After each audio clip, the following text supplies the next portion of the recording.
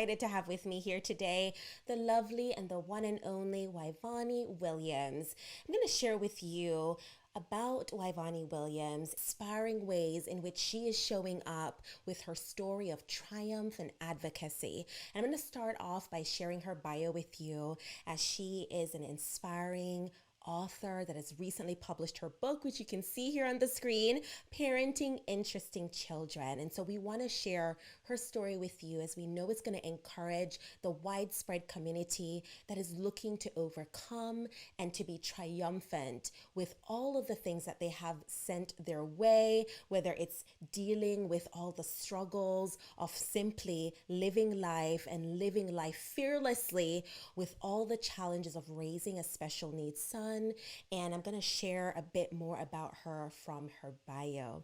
Wyvonne is a licensed professional counselor and a nationally certified guardian. Wyvonne lives in Maryland with her 11-year-old son who has special needs. She's a survivor of domestic violence, a songwriter, recording artist, and author, advocate for the special needs population, and the founder of Wyvonne Publishing LLC.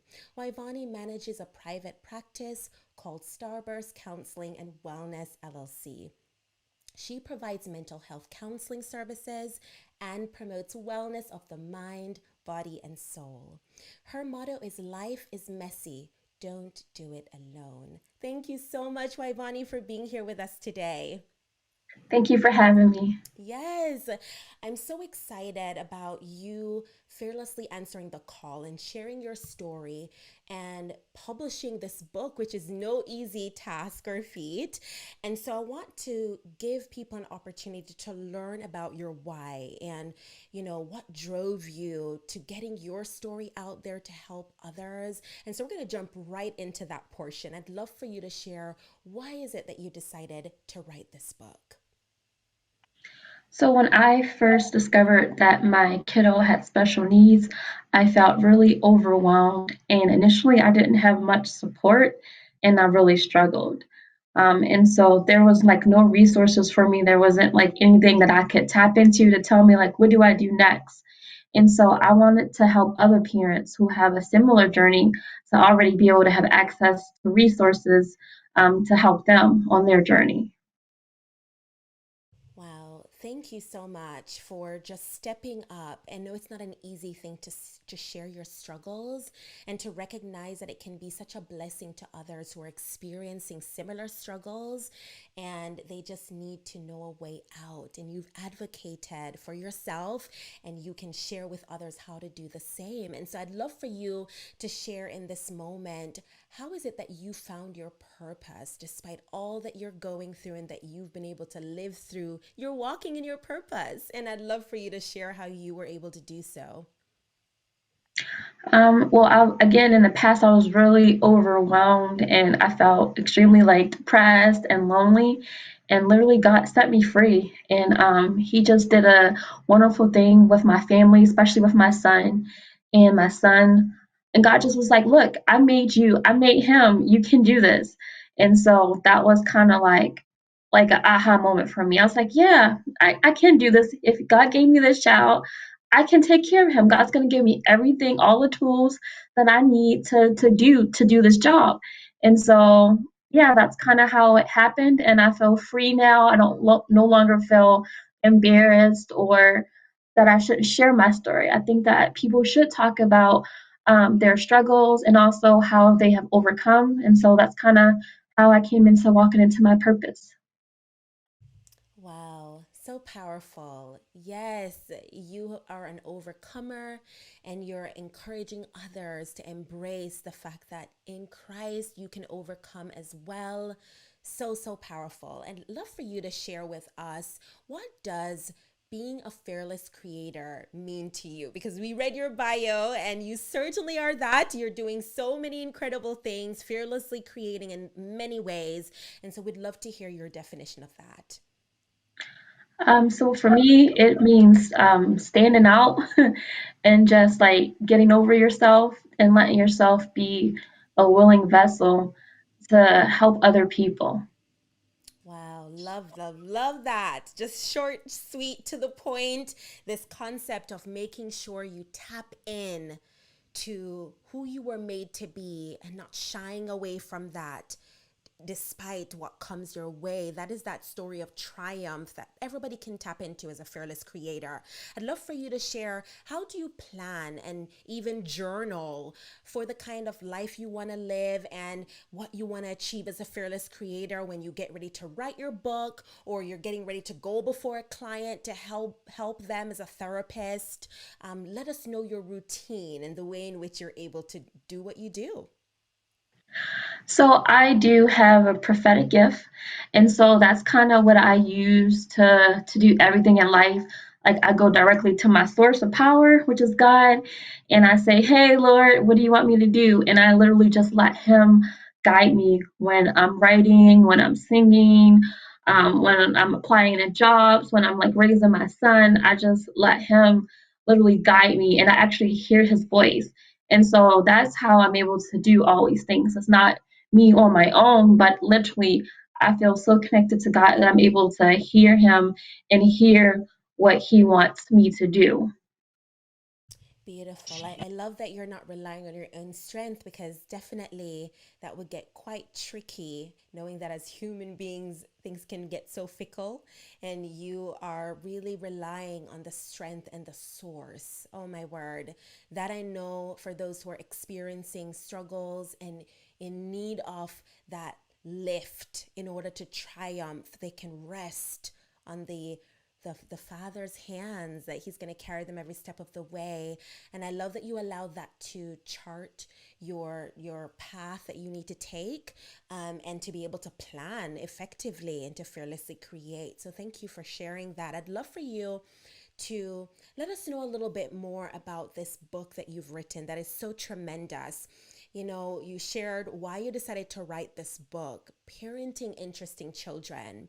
And we know that it really is a real life story of raising a child with special needs. And so I want you to let us know, what is it that you're hoping for people to receive and to get from this incredible work? So there are three main points that I want parents to know. And the first one is that it's not your fault. Oftentimes parents can feel like, oh, what did I do to cause this to happen to my child? We can internalize it and just start to beat ourselves down. Oh, it's my fault. I'm not a good parent. What did I do wrong? And that's really not the life that God wants us to live. He doesn't want us to have that mentality. It's nothing that we did. Things just happen in life, but they're not meant to break us down. They're meant for us to just like walk in it. And the thing is to remember that you're not alone. So that's the second point, is that you are not alone. There are so many other parents and caregivers that are on the same journey. But oftentimes we feel like, well, I'm the only one, because maybe other people, other family members aren't experiencing the same thing, or even some of your friends, you might feel like, man, I'm the only one that's having to keep running to the school because of my kid. I'm the only one losing my job, or I'm the only one I'm staying up all night because my child is having tantrums and meltdowns. But no, you are literally not the only parent that is going through this. That's just like a misconception. And then the third point was that help is available. And I want people to know that, again, you don't have to do this journey alone. And not only should you get help for your child, but you should also get help for yourself, because if you're healthy, it helps to make the family as a whole healthy. Amen. Amen. It's so powerful. So powerful. Recognizing, even having had the opportunity to go through your book and hearing so many elements of what you had to push past, so that you would be able to get to the place that you are today, where you're triumphantly sharing your story, but also encouraging others to fight their way through too, so that their story can be one of triumph. And I love that you've shared such a wealth of resources that people are going to be able to tap into as you guide them through even your thought process. We know it starts with the mind. It starts with you fighting the battle and winning the battle right there, right? And then making the decision to take action, to take the necessary steps to accomplish the task that you've been given really from the Almighty. You've been given this task of bringing in such tremendous gifts and nurturing that gift, your child, in this world. And this idea that, yes, your child is your beautiful book titles may be interesting, parenting interesting children, but yet you're still able to accomplish this task with grace and with that triumphant mindset, and not, like you said, doing it alone. So, so powerful. I want to encourage everybody to really go through and not only recognizing the advocacy that you've been able to live through, but equipping others to do the same with the resources that you've laid out throughout this book. It's absolutely powerful. I want you to share with those who are tuning in today, as you've shared a little bit of the content, I want you to let us know, what is it that you're hoping your readers will gain? If there's at least one takeaway, because you just shared three key points, what will readers gain when they read this book? So a sense of belonging. Again, mental health has a lot of stigma attached to it, and sometimes in some communities, people just want to like brush it underneath the carpet and don't talk about it. I've even had people tell me, "Well, if I was you, I wouldn't tell anybody," and that is just not the right mentality. And so I want people to get a sense of like community, that you're not alone on your journey, but this is something that you don't have to be ashamed of talking about. Like, I did struggle writing it because I was like, man, do I really want people to know about this and that? But I had to like push past that because again, it's nothing wrong with talking about mental health, especially children's mental health, because as parents, we're supposed to guide them. And if we want them to feel comfortable in their own skin, we should be able to talk about these things, not only with other parents, but with our children. And so I wanted people to get a sense of belonging, and to feel empowered to share their own story as well. I can already see that people are going to walk away with this notion in their mind, as you've shared, that you just simply need to do the thing that God has called you to do. Parent in the best way that you can, and be there for your child or your children no matter what. The challenges are always going to be there, but especially so knowing that you are in an interesting journey, parenting interesting children. And I love that you're getting people to start thinking the ways that in which that they can embrace this journey and this calling. It truly is a calling. And I thank you so much for just driving that home with your story and with taking this leap of faith as a fearless creator and author. I want you to share with us, how are things going for your family now, especially for those who have taken the time to read your book and to learn about your entire journey. We want to hear, what is it like being you today? So like in my book, I talk about like the roller coaster of all the different medicines that I had to try for my son, and how, you know, I felt guilty putting him on medicine, but at the same time, it was a blessing that we did have those medicines as an option. And so we went from 5 medicines down to now 3. So that's like, for me, it's a huge accomplishment in my family. My son was placed in a residential treatment center 3 times. And so since 2018, he has not had to go to a residential treatment center. So again, that's another blessing. And like, it's like we've come so far. He hasn't been suspended. The school staff are not calling me every day. They're not emailing me every day.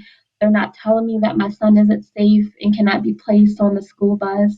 Like, he is riding the bus on himself, by himself, to school. And this is all progress. And this is not how it used to be. It used to be really rough. He'd be up all night screaming, having his meltdowns in public, eloping from school. But my son is no longer doing those things. He still does have his moments, but compared to how it used to be, um, and now that he's 11, there's been so many improvements. Um, he graduated from elementary school. I think I was more excited.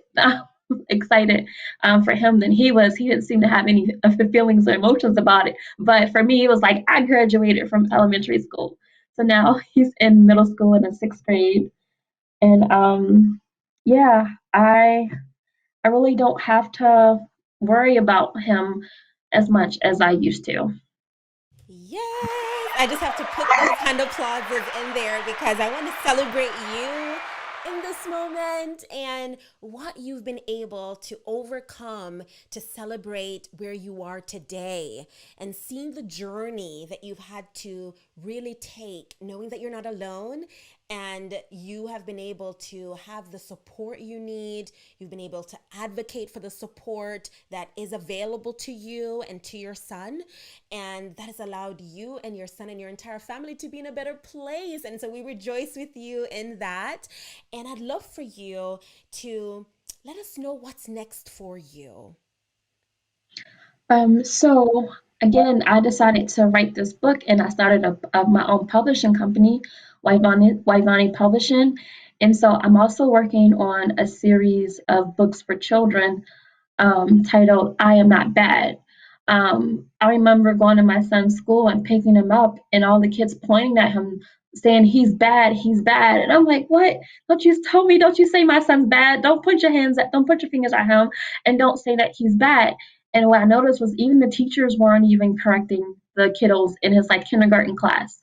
And so I'm working on it, a series of books to be read to kids to know that when they see other kiddos in their class like throwing chairs or eloping or crying and screaming, that they're not bad children. There's no bad children. They just have a special needs. They may have ADHD or disruptive mood dysregulation disorder. They may have autism. And so that's what the book is about. That I am not bad. I have like ADHD. I'm not bad. I have autism. And so it kind of describes like what they may notice that their peers are doing that they maybe never seen before. It might come across as being scary, but I want them to know that your little classmate, they just have special needs. They're not bad. You know, they're just like you. They just need extra support and love, and that's what that series is about. And one more thing is I did start my own private practice, and it is called Starburst Counseling and Wellness. And the reason why I started it was because as a parent, when I've gotten services for my son and even for myself, I felt so misunderstood. And I realized that yes, people can go to school and have all this education, but when you're walking a journey and you're counseling a person on the same journey is so much more impactful when you have a person that truly understands what you're going through. And I wanted to provide some emotional support to other parents who are raising special needs children because I really understand what the struggles are like, and I'm not dismissive of parents and their feelings. Wow. Thank you, Wyvonne. Thank you for stepping up, answering that call, being fearless in all of the different ways, not only with the work that you do day in and day out as a licensed counselor and therapist. You know, even having worked, we learned that in your book, having worked even with the actual system itself and in the government sector and in so many different ways you've been able to show up with the school system, just incredible. And even recognizing that there's still so much more ahead, you know, with the stories and the books that you're going to get out there, as well as your own private practice. So I want to encourage everyone that's listening, tuning in, and watching this on the replay. This is a dynamic woman of God, a fearless creator who is really stepping forth, sharing her story that otherwise other people would shy away from because it's no easy thing to go deeply in the transparency, the vulnerability that is necessary to share what it's like to parent interesting children. And so I'm just so delighted and blessed to have you share with us today, Waivani. And I love that you talked about your private practice as well, because people will have an opportunity to connect with this mission and, of course, what it is that you've put together as a resource for other people to tap into. So I want you to share now, how can everyone stay in touch with you after hearing your story and all that you're doing? We want them to connect. So if people want to reach out to me, I do have a website. It's wyvonnewilliams.com. So it's my name, and on my website there's links to all of my social media pages, to my private practice, to my publishing company, and there's like links to my own podcast that I'm working on. So just reach out to me on my website, wyvonnewilliams.com. Yay! Oh yeah, and my book is on Amazon, in paperback and ebook version. Yes, and you can actually see the photo right here on this particular video. We wanted to make sure you would not miss this beautiful book and story. And so we want to encourage you, even in this moment while you're watching this, go over to Amazon. Also, go over to her website, which we will have linked in the description, and we will also have on the screen for you. And so we want you to take action. We want you to be able to help get this story out to as many people that you know could really use it, that could use this encouragement to be triumphant, to recognize they're not alone, as Waivani shared earlier, and recognize that there are a host of resources available to them if they're parenting interesting children, if they're parenting children with special needs, that they don't have to do this alone. And there are community resources, there are just really an incredible amount of resources that actually Waivani has laid out for you in her book and in so many ways as she's showing up. So we want you to continue to stay connected, and we want you to tune in, share this particular story, this video interview with others, and we will make sure to highlight other people who are taking a stand for sharing their story of triumph and advocacy.